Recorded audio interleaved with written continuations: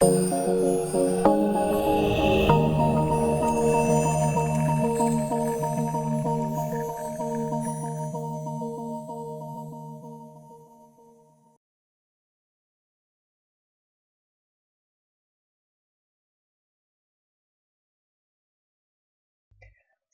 warahmatullahi wabarakatuh. Jumpa lagi di pertemuan kali ini. Minggu kemarin kita sudah bahas tentang fungsi ya. Jadi minggu ini kita akan bahas tentang limit fungsi. Nah, seperti biasanya kita akan lihat dulu sih apa sih motivasi atau latar belakang dari fungsi itu sendiri ya. Jadi kenapa sih ada definisi, kenapa sih harus ada pembelajaran atau konsep tentang limit fungsi. Nah, pada materi ini yang kita pelajari masih sama, yaitu tentang fungsi. Misalnya kita punya suatu fungsi ya, fungsi f(x) sama dengan 2x ditambah 1, maka limit di sini bisa kita cari dengan cara mensubstitusikan nilai x yang ingin dicari ya. Jadi kalau misalnya nanti di jenjang sebelumnya, ini dianggap dulu ya bahwa kalian telah pernah mempelajari ini, misalnya akan dicari limit pada x mendekati ya, x mendekati 1 misalnya pada fungsi sebelah kanan tadi yaitu 2x ditambah 1, maka ini hampir sama ya konsepnya dengan mensubstitusi seperti biasa. Ini konsep awal ya, walaupun nanti sebenarnya ada perbedaannya sedikit ya. Jadi kita substitusikan x-nya 1 ditambah 1 ya. Hasilnya adalah 5. Nah, ini pada fungsi-fungsi yang tidak ada pembagiannya ya. Jadi dia akan sama persis dengan fungsi biasa. Kemudian kalau kita punya fungsi yang agak aneh, misalnya fungsinya pembagian yang punya faktor ya nantinya, misalnya x kuadrat min 1 dibagi dengan x min 1 ya. Nah, maka limitnya gitu ya. Limitnya ini bisa kita cari, misalnya dicari limit x mendekati 0 gitu ya, dari fungsi yang sebelah kiri kita itu, x mendekati 0, x mendekati 0 dari x kuadrat min 1 per x min 1. Ini ya. Nah, jadi dengan konsep yang di atas, dengan cara yang sama, kita bisa dapatkan bahwa x-nya kita ganti 0, 0 kuadrat kurang 1 dibagi 0 dikurang 1. Hasilnya adalah min 1 dibagi min 1, hasilnya adalah 1. Jadi dengan teknik mensubstitusi, substitusi biasa, kita dapatkan bahwa nilai limit dari fungsi-fungsi ini adalah sebagai berikut ya. Jadi kalau nilainya x mendekati 0 masih berupa angka gitu ya, terdefinisi, maka itulah yang dinamakan dengan nilai limit. Jadi konsep yang paling awal harus diingat bahwa limit itu hampir sama ya dengan mensubstitusikan nilainya.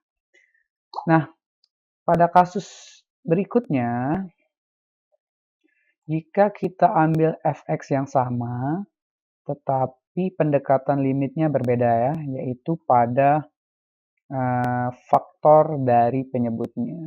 Jadi ini kita ambil jika diambil limit x yang ada pada faktornya. Kalau pada soal itu x-nya sama dengan 1 ya.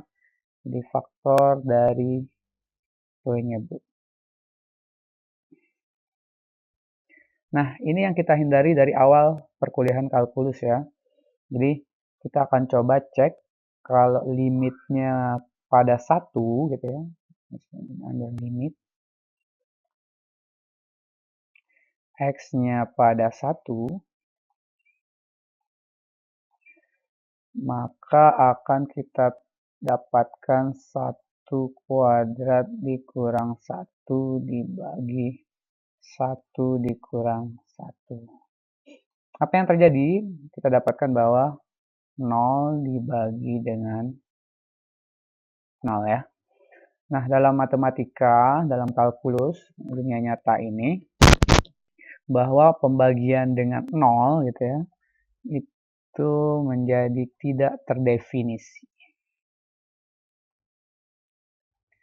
Nah, dari sinilah muncul nanti pendefinisian limit ya.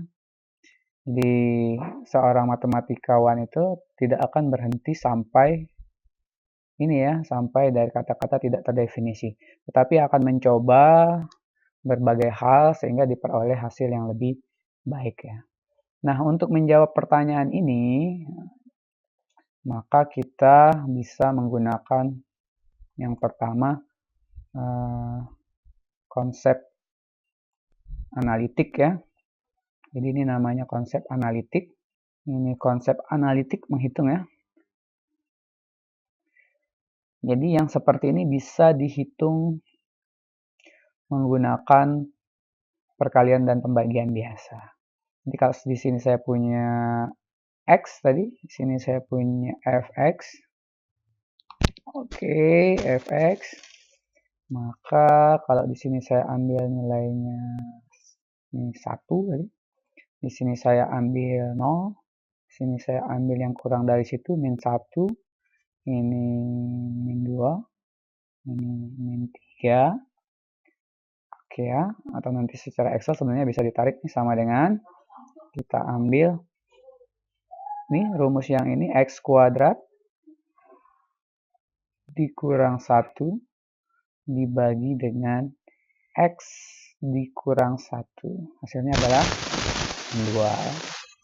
Ini kita tarik. Dia akan mengcopy secara otomatis. Seperti ini ya.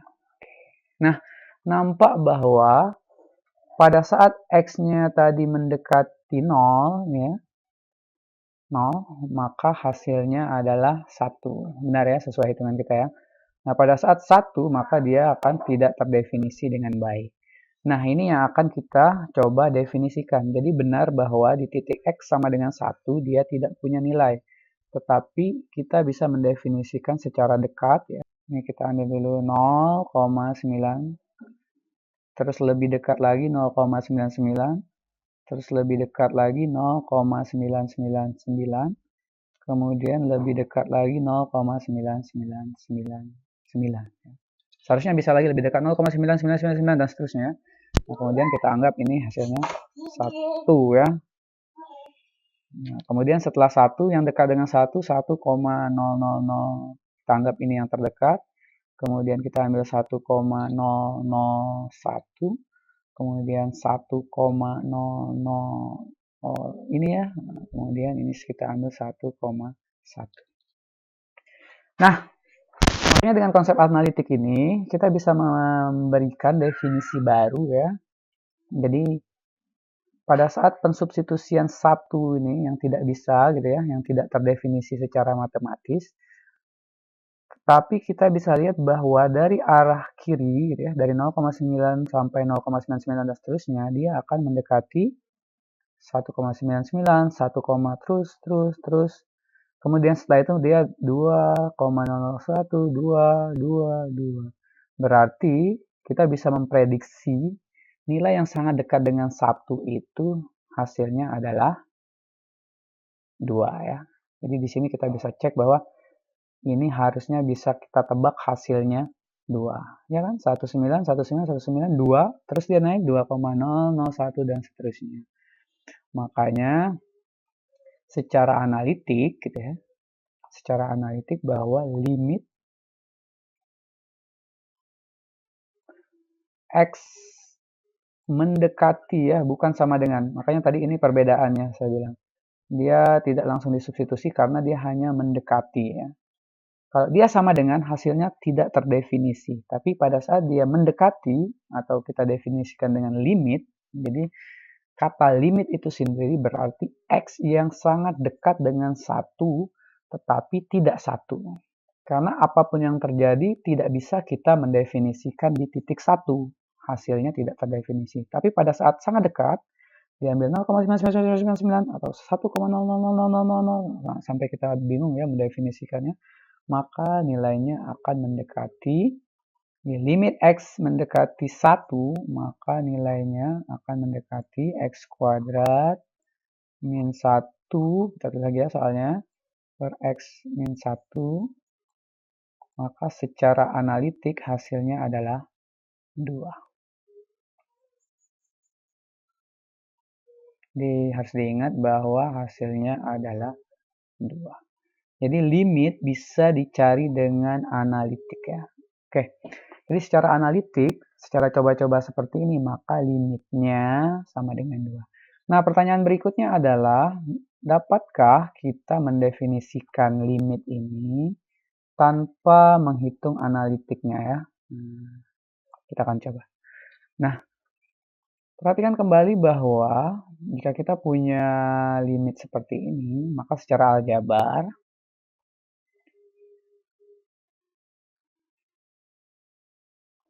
limit X mendekati 1, ya. Ini saya garis dulu biar tidak banyak ya. Sampai sini. Oke. Limit X mendekati 1 secara aljabar, X kuadrat min 1 dibagi X min 1. Nah, kata kuncinya itu sebenarnya ada di sini, di faktor penyebut. Faktor penyebut inilah yang membuat dia tidak terdefinisi, pembagian dengan 0. Jadi,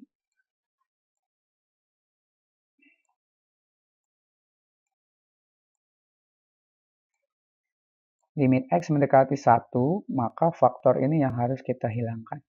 Yaitu faktornya adalah X min 1 di penyebut.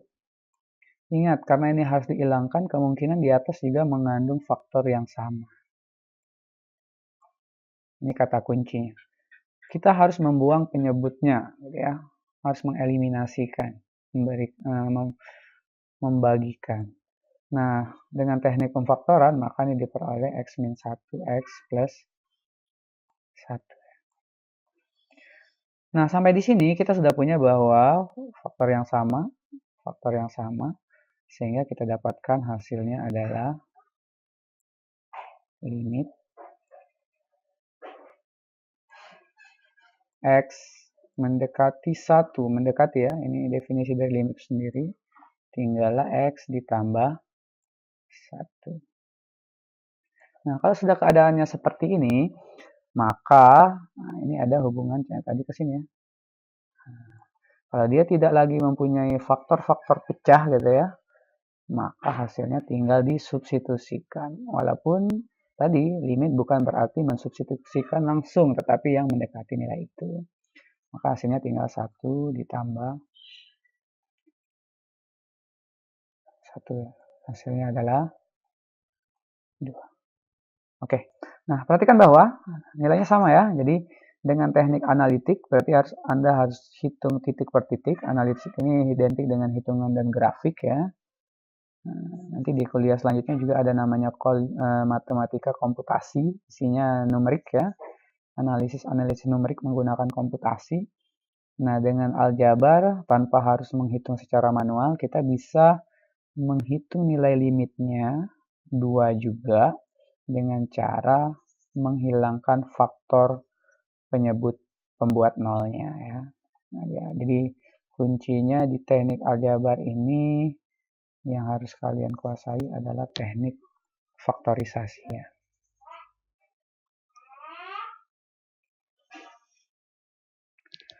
Silakan di screenshot sampai sini. Ini definisi dari limit ya. Selanjutnya, kita akan cek beberapa contoh soal ya. Yang pertama adalah kita akan cari limit dari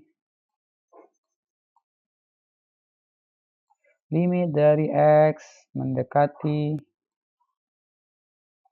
2 dari persamaan X kuadrat min 1.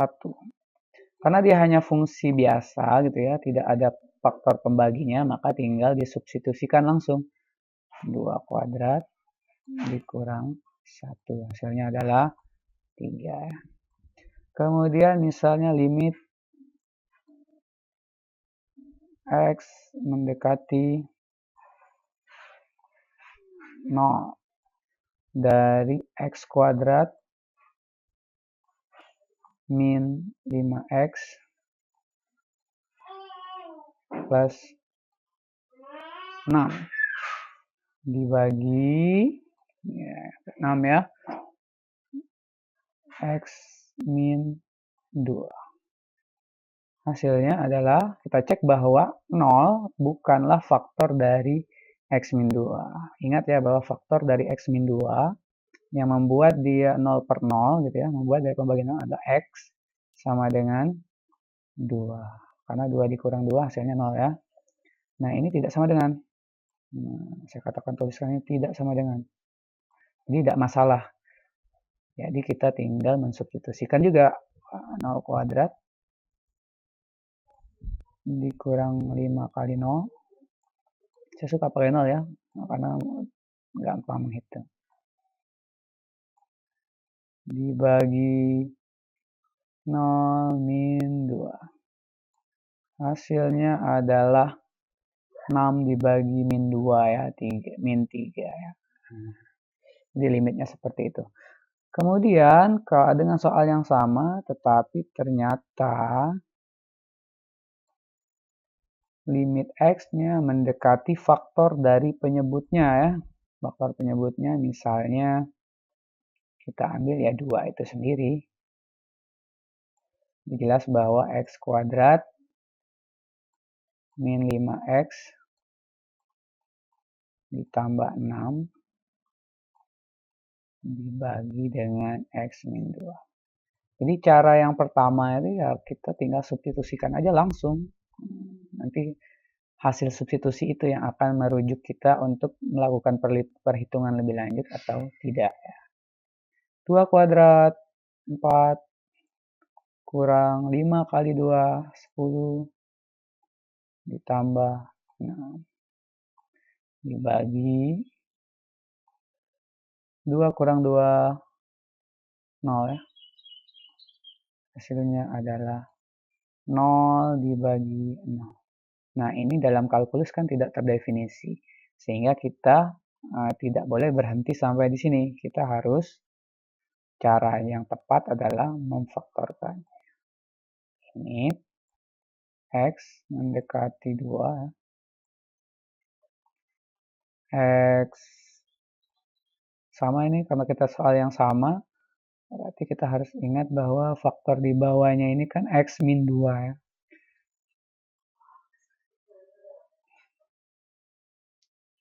Oke, berarti di atas juga ada pasti faktor X min 2. Ini teknik yang paling gampang.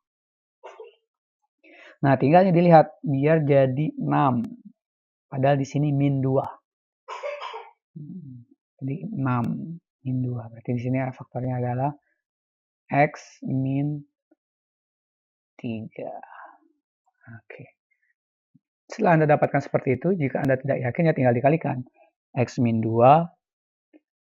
X min 3. Apakah benar hasilnya seperti itu? Kalau misalnya masih memang mau dicoba, kita buat yang ini kemarin boleh. Ada 4 kotak ya.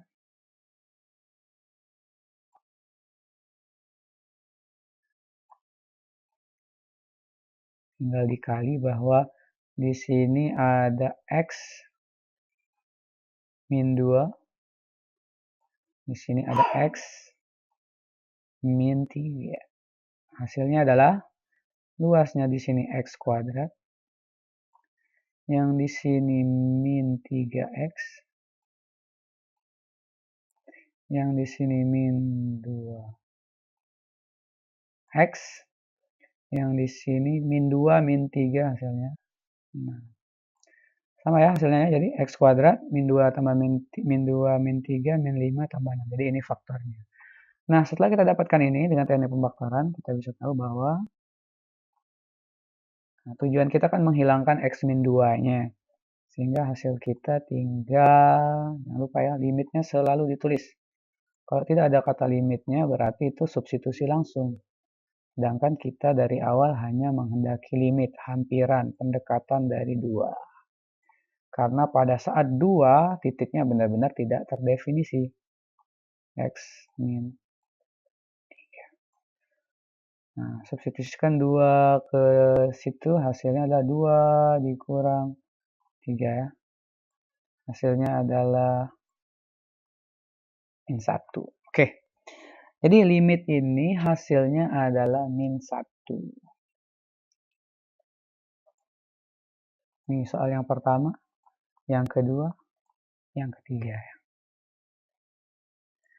Nah, bagaimana nanti kalau keadaannya limitnya mendekati faktor yang di atasnya ya? Ini siapa tahu ada yang bertanya seperti itu. Jadi kalau limitnya pada atasnya. Contoh dengan soal yang sama, kita punya limit. Ini soal kita adalah X kuadrat min 5X ditambah 6. Jadi seperti yang saya katakan tadi bahwa teknik yang pertamanya ya tinggal substitusikan saja terlebih dahulu. Mendekati 3 ya faktor satunya. Ini X min 2.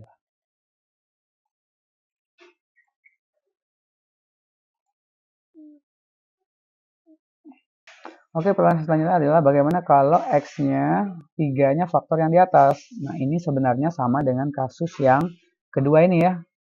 Jadi yang jadi masalah itu hanya penyebutnya gitu ya, limitnya mendekati penyebutnya.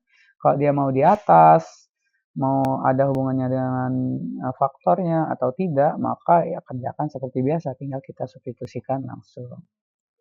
Limit X mendekati 3, kita ganti aja nilainya, 3 kuadrat 9, 5 kali 3 15, ditambah 6, dibagi dengan 3 dikurang 2, 1. Hasilnya adalah 0 dibagi 1. Jadi hasilnya adalah 0. Oke, jadi perlu diingat bahwa nilainya bisa saja 0, bisa saja berupa angka. Yang tidak diperbolehkan adalah kalau ada pembagian dengan 0. Jadi limit itu harus difaktorkan atau dengan teknik yang lain nanti ya. Jika dia bentuk akhir substitusinya 0 per 0, jadi tidak akan pernah ini hasilnya 0 per 0, harus kita cari lagi. Atau sesuatu per 0. Tapi kalau sebaliknya 0 per sesuatu gitu ya, itu sudah merupakan nilai limit ya. Oke, ini contohnya. Silakan di screenshot. Kita coba lagi contoh yang lain. Misalnya, nah ini kalau di jenjang sebelumnya namanya teknik L-Hospital ya, dalil L-Hospital ya. Jadi teknik cepat gitu ya. Jadi kalau kita punya soal yang sama tadi misalnya limit X mendekati 2 dari yang tadi kita punya X kuadrat min 5 X tambah 6 pada X min 2. Ini yang krusial kan. Nah, jadi pada saat kita dapatkan dia 0 per 0, maka kita bisa menggunakan L-Hospital ini, teknik cepatnya. Yaitu menggunakan konsep turunan. Walaupun turunan masih ada di materi berikutnya ya. Cuma saya mungkin beberapa dari mahasiswa masih ingat di mata kuliah di jenjang sebelumnya ya. Maka turunannya ini menjadi 2x ditambah 2x. Maka turunnya menjadi 2x dikurang 5 dibagi dengan 1. Sehingga hasilnya adalah 2 dikali 2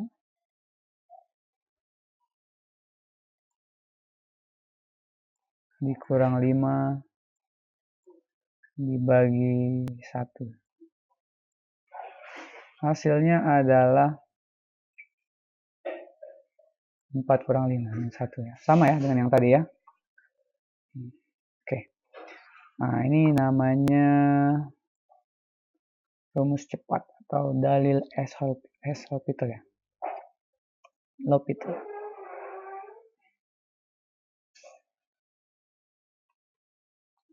Jadi cara menghitung cepat dengan konsep turunan.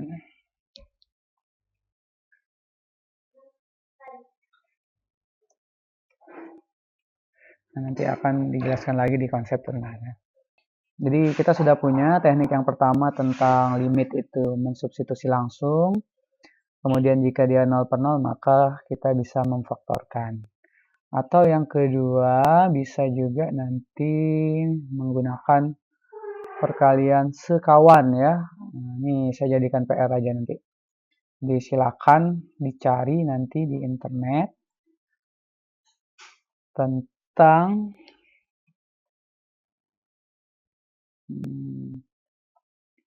pencarian nilai limit dengan perkalian sekawannya. Yang pasti contoh soalnya seperti ini, dia dikalikan dengan sekawannya ya. Limit ini ada misalnya x min 1. Di sini saya buatkan dibagi dengan akar x min 1. X-nya saya ambil yang bermasalah dengan 0 per 0-nya, yaitu mendekati 1.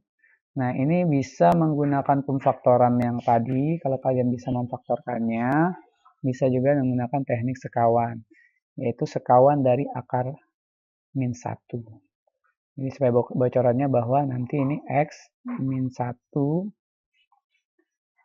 per akar x min 1. Nah, sekawannya adalah kebalikannya yang mengandung akar tetapi plus 1.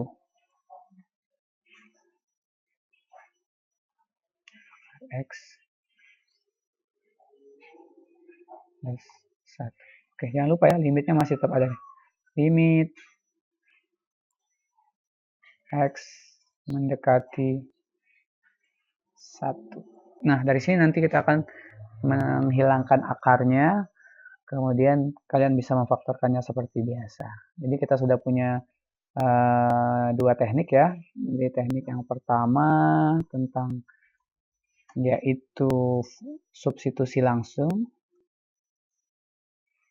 walaupun itu sebenarnya bukan menyatakan langsung ya, tapi hanya mendekati. Yang kedua yaitu menggunakan teknik faktorisasi jika penyebutnya 0 gitu ya. Atau boleh juga nanti menggunakan dalil L'Hopital. Atau nih yang saya tugaskan yang terakhir nanti dicoba ya, dicarikan tentang teknik perkalian sekawan. Oke, yang penting yang ada di video ini Anda pahami terlebih dahulu ya. Untuk soal-soalnya nanti akan saya berikan di Classroom, kita bisa tanya jawab di situ atau di WA. Jika memang ada yang tidak jelas di video ini, silakan ditonton berulang kali. Jika belum paham juga silakan di screenshot, nanti ditanyakan, kita diskusikan di jam perkuliahannya. Demikianlah kuliah kali ini saya akhiri. Assalamualaikum warahmatullahi wabarakatuh.